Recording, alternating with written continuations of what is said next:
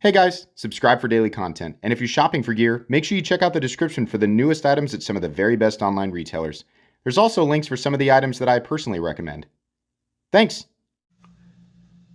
What's going on YouTube? Metal Complex here, and today I've got another interesting, it's more of a knife overview and presentation than a review to share with you guys. This is an MSC, or Mixed Strider Custom XL. Wow, this thing is huge. So I'm sure a lot of you have heard of the PT, the SNG, probably mostly the SNG from Strider, and then the SMF, the larger guy. This is bigger still. Wow, this is a gigantic knife. Now, these are very hard to come across. Very expensive. This is not a knife that you can just go out and purchase, but I know that people are going to be wondering, where can I, if I decide I want to buy something like this, where can I start to look? Truthfully, Arizona Custom Knives seems to get, I don't know, a few Strider knives here and there. I'm not going to guarantee that you're going to find something like this on the site every other day. But I do see them, Strider knives pop up, a combination of the production stuff and the MSC or Mixed Strider Custom stuff periodically on Arizona Custom Knives. So that would be a good place to look. Thanks so much to @k.knife.life on Instagram for sending this in for me to review. This will be going back to him when I'm done. I appreciate that very much. Make sure and give him a follow. Please make sure to follow me on Instagram at metal_complex and check out my Patreon. There's a link for Patreon right down below. Thank you so much to the people who support me. We're going to go through and, you know, this is a custom knife. It's not a knife people can get. It's way outside of the budget range for the vast majority of people, including me, right? So putting a price on it and reviewing it kind of seems silly, but I still want to share it with you guys because this is a cool knife. And I like to do this periodically on this channel with knives like this. Overall length of the MSC XL coming in at 10 inches. Oh my gosh. Blade length coming in at about 4.3. Cutting edge though, coming in at about 3 1/4. How about some size comparisons up against the Ontario Rat Model 1 and Model 2? Yeah, wow, this is a freaking huge knife. How about up against the Spider? Kind of seems silly to do size comparisons at this point. We're gonna do them anyway. PM2 and Para 3. Yeah, this looks like the giant, like mega future version of a Spyderco PM2, right?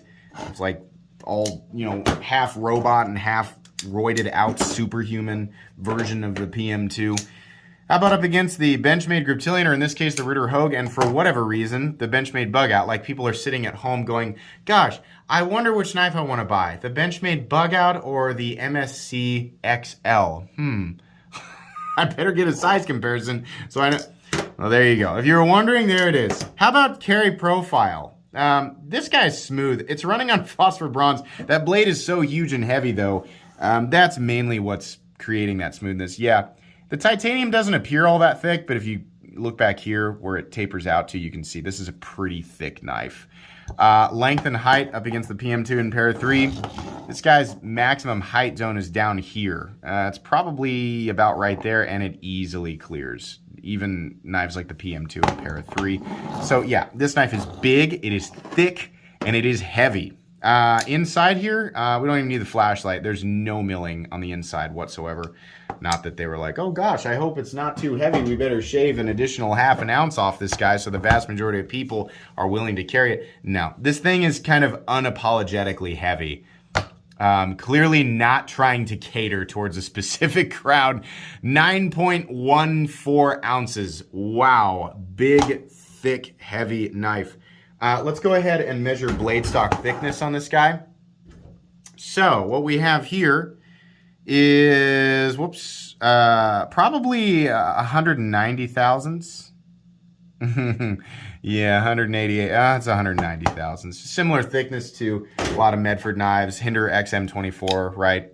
So there you go. Hardware check. Well, I'll tell you what. This is a user, believe it or not. People, you know, shouting from the, nobody ever uses knives that are that expensive. That sounded like the kid from Jimmy Neutron.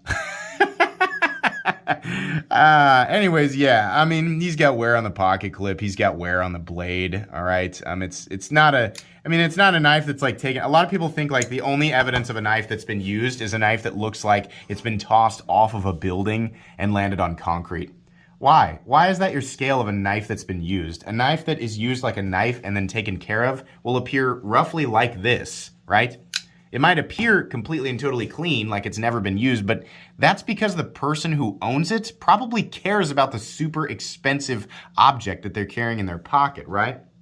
Well, there's a million arguments, right? We can split hairs all day. The fact is, somebody owns this. They decided to spend their own money on this. They decided to carry and use it and care for it the way that they saw fit because they spent their money on it, not yours. So, commentary on that is kind of, I mean, you can have it, right? But it's kind of meaningless. It's kind of a waste of time. This knife gets used, gets carried. It's an expensive object to use. An expensive object to lose. But you know what? So is your phone. That's just the world that we live in, right? We choose to carry and use the items that we choose to carry and use for our own reasons.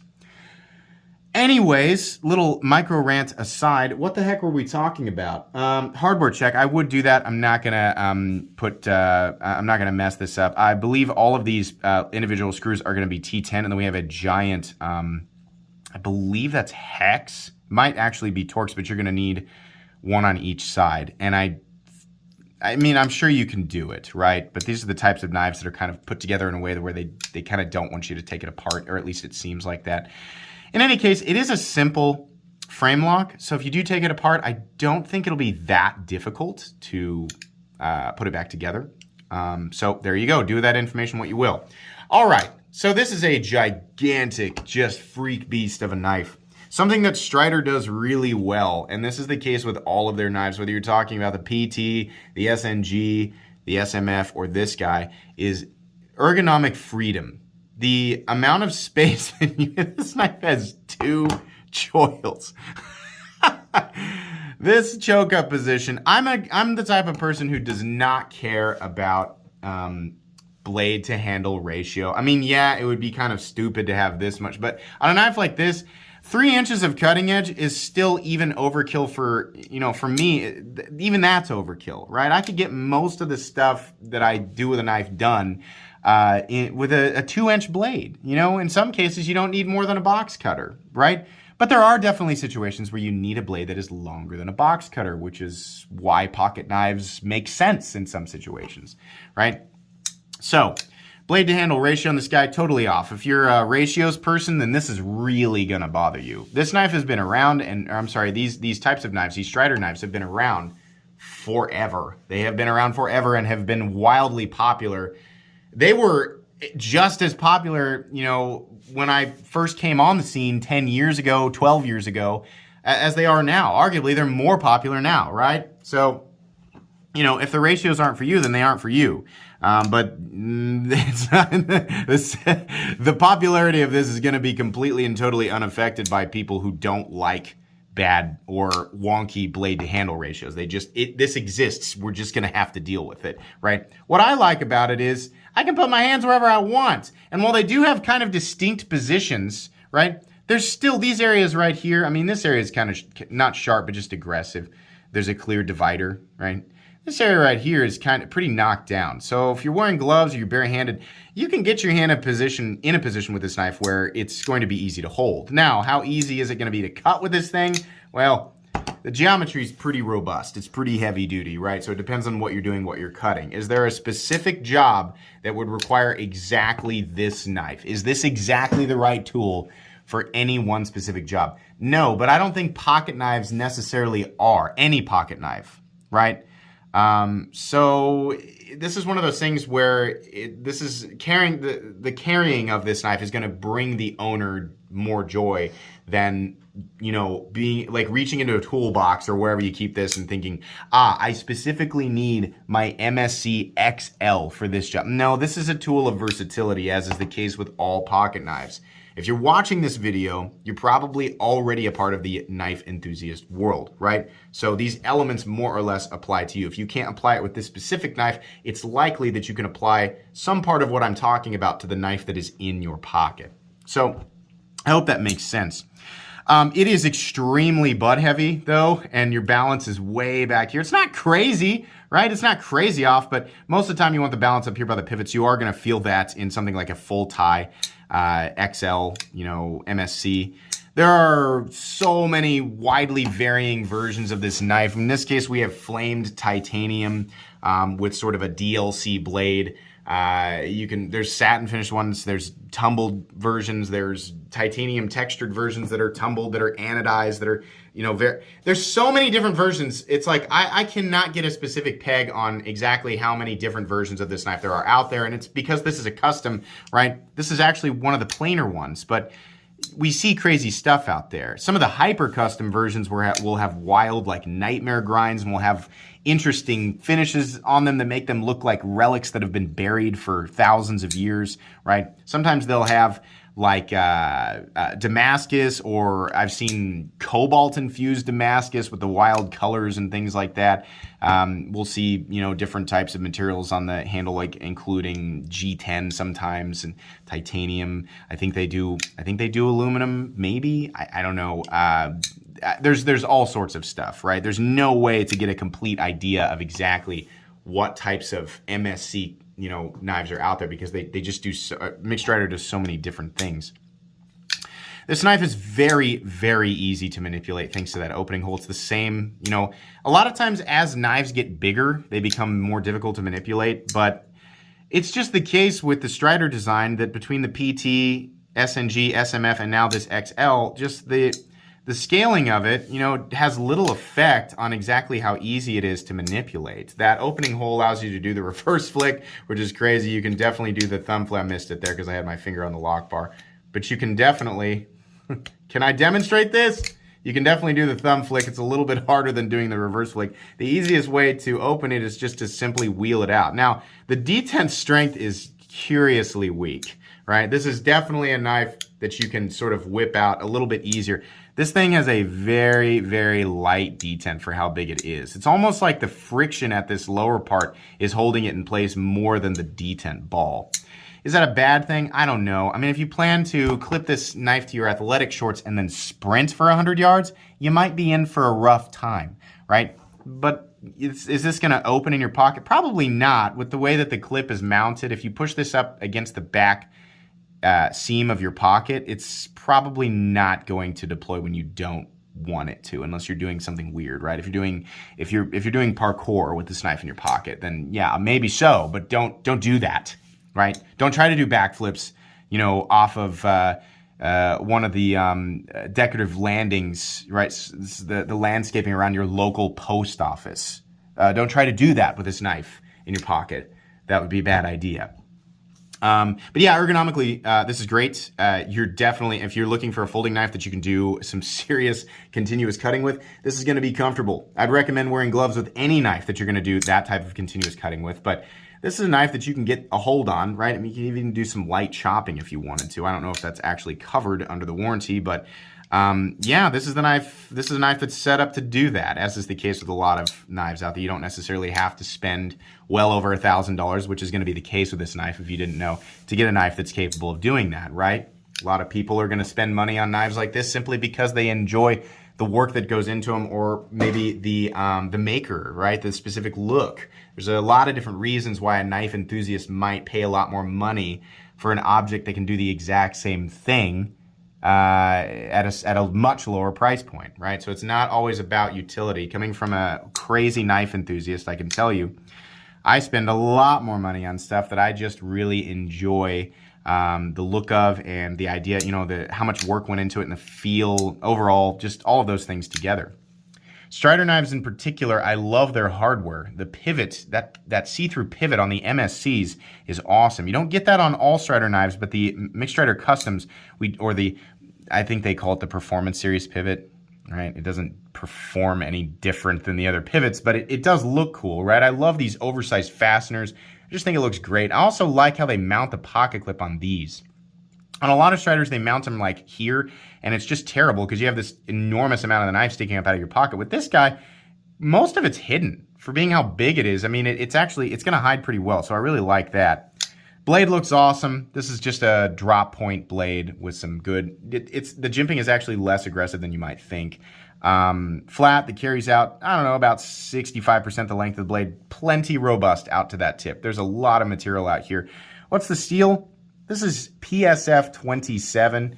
Strider uses a lot of weird stuff. You'll see S35VN, you'll see 204P, 20CV, you'll see S30V, you'll see, I think I've seen D2, and we're all over the place with the steels, right? PSF 27, is it anything amazing? I don't know a lot about it, but I know it's not, I believe it's an ingot form steel. I know it's not anything ultra impressive in terms of the edge retention department, which for whatever reason is the department that people use to determine exactly how premium or exotic a steel is. Steel composition is a multi-directional teeter-totter, right? So it's easy to put edge retention up on a pedestal and, you know, like, for example, steels with the highest edge retention, people often associate the highest value with those steels. It depends on what you're doing, right? I have no idea if PSF, I think PSF 27's been around for a while. I think it's kind of a ho-hum steel in terms, like if I'm going to reduce what I'm saying to the same level as the people I'm talking about, then yeah, I don't think it's anything like, oh wow, you know, it's not MagnaCut, it's not M398, it's not tungsten carbide, right? It's not Damasteel, Damacore, it's not anything like that. But will it work for this knife? Yeah, I think PSF 27 is plenty tough, easy to sharpen, reasonably stainless, and will hold a reasonable edge, right? Something that you'd want out of a tool that you're going to be using and pounding on every single day. Are there more premium steels that you can get on an MSC XL? Well, yeah, reducing it to that basic viewpoint, yeah, definitely. But you are sort of confined to what's available, and what's available is not very much, not very often, right? Anyways, what I really like about this one is this area right here, how they carve this out. It's not always the same thing on Strider knives. I see that more on the Performance series or the MSC stuff. I really like this. It's not sharp and it doesn't create a hot spot or anything in the hand. Truthfully, the only area where there is a hot spot is down here on the pocket clip, and you're only going to feel that when you're choked back here and maybe a little bit right here. But when you're choked up, the size of this thing is so big, that pocket clip is only really contacting right under here. Plenty comfortable. You can choke up here, choke up here. It's kind of ridiculous. We don't necessarily need that much ergonomic freedom with our knives, but for whatever reason, I just like it, right? Some massive hardware back here. This this closed position stop pin is just huge. This massive barrel. The open position stop pin are actually these lugs right here, these external stops, and that's great. That's going to mitigate pressure away from the pivot. Definitely something you like to see in a heavy-duty folder. If you're really going to do hard work with your knife, you should be using a fixed blade. Oh, thanks, gee. Oh, we never thought of that. All of us in the knife world, we needed somebody to jump in and tell us that fixed blades are more durable than folding knives. How could we ever have progressed without the wisdom of, you know, Bill flapping out of the ductworks to tell us that? We know fixed blades are more durable than folding knives. Thank you. But if you're going, you know, if a maker's going to build a folding knife with the intention of it being more durable or more robust than your average folding knife, thicker geometry all the way around, proper geometry on a frame lock and something like external stops is definitely going to aid. How much? I don't know. It's probably going to aid a little bit though. We have a opening slot back here for a lanyard. If you want to put a lanyard on it, I think that's a nice way to do that. That's fine. We have Hinderer style LBS or lock bar stabilizer, which is great because there's no lock bar insert. Doesn't necessarily need a lock bar insert, but I do think something that's this much lock bar, I'm glad that there's something to stop it so that you're not pushing it so far over and bending it out, because it's really not that hard to disengage, and it's actually it's really easy to disengage, to get your finger in there and move it out of the way. There's plenty of space to stop this thing coming down, like if you want it to drop to your finger and then move out of the way. Like the blade doesn't start, the sharpened edge of the blade doesn't start till right here, so it's real easy to get out of the way. Manipulating this thing with one hand, you can see I'm doing it here. Sorry, bad example. I'm doing it here left-handed, and it's plenty easy. These things are just a joy to manipulate, and they really do make good tools. Admittedly, kind of above and beyond, right? The Strider SNG, the standard SNG design, is one of the most straightforward, you know, working tool-oriented designs that I've ever handled. Not everybody likes them, but they are factually just stupidly easy to manipulate, right? No fuss getting this thing out of your pocket. Get it out, make the cut, right? And put it away. It's just easy to use. They're kind of weird looking. They're kind of wonky looking with the back end and things like this. We've talked about this many times. I've reviewed many Strider knives, and they're all kind of the same goofy back end, right? This guy locks up. I don't know how long this thing has been around, how old this particular one is, but it's locking up at something like 20%, 25%. No blade play up, down, left to right. No lock stick. No pivot lash. The detent is light, but there's no detent lash or anything, and it's centering up perfectly. I have heard many reports of Strider knives, especially the production ones, not centering up perfectly. I think that production Strider knives should, just so you guys know, pricing on these things is absolutely ridiculous. The secondary market controls the pricing on Strider knives to a point where it's just absurd. The reason that I do not own a Strider knife is not for any other reason outside of the fact that I am completely and totally unwilling to pay what I consider to be at least double what these things should be going for. Now, I'm not talking about the MSCs, which truthfully I don't think are a whole lot different. These more plain ones are a whole lot different than the production ones. But the production SNGs, right? You'd be lucky if you find one of those things for $600. I see them all the time on Arizona Custom Knives going for $700 or $800. Those are $400 knives at best. And truthfully, I think they should be full titanium. I think they should be $450 for full titanium, and they should kind of fall in line with, the admittedly more available Hinder XM18 and Sebenza 31, right? Because that, if you don't know, that's the holy trinity of these higher end production knives. That is the original holy trinity. I've got a video on that if you don't know what I'm talking about.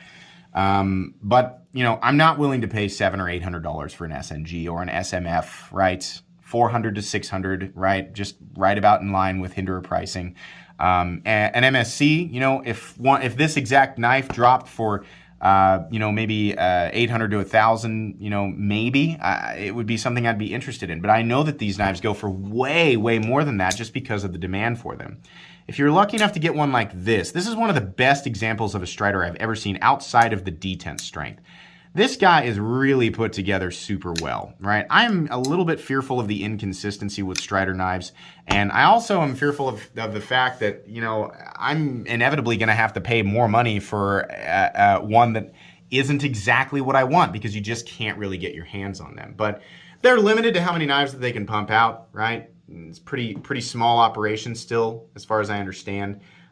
This is the coolest Strider knife that I have ever handled. I have never wanted one more than this. I think if the detent strength was a little heavier on this guy and the steel was something different, I would probably, make a real serious offer to the owner because it's just cool. Do I need it? No. Does anybody need a knife that costs over $1,000? I don't think people really need to buy knives that are over, I think diminishing returns on a pocket knife starts around $150, right? But we're knife enthusiasts. So diminishing returns, that's not how, in terms of like utility and, all of that, that's not really the equation that I use when I'm deciding what I want to buy for my collection and or to use, right? It's not the lot. In fact, logic is thrown out the window over roughly the $150 mark. Most people will get by with a $50 pocket knife, right?